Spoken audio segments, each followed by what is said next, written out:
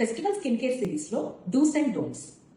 Makeup అన్ని layers వాడుతున్నప్పుడు ఆ ప్రొటెక్షన్ సరిపోదా? స్టిల్ సన్ స్క్రీన్ కావాలా? Yes, sunscreen is a must needed protection. Natural అంటే కంప్లీట్లీ సేఫా? నో. సెన్సిటివ్ స్కిన్ వాళ్ళకి కొన్ని న్యాచురల్ సబ్స్టెన్సెస్ తో యూజ్ చేసే ఫార్ములేషన్స్ వల్ల కూడా రియాక్షన్స్ రావచ్చు. స్క్రబ్బింగ్ ఎక్కువగా చేస్తే ఎక్స్ట్రా గ్లో వస్తుందా? No, it may damage your skin. మరి గ్లో రావాలంటే ఎలా? కన్సిస్టెంట్ గా స్కిన్ కేర్ యూజ్ చేయండి. మాయిశ్చరైజర్, హైడ్రేటింగ్ సీరమ్స్ ఇవన్నీ డామ్ స్కిన్ మీద అప్లై చేయడం మర్చిపోవద్దు.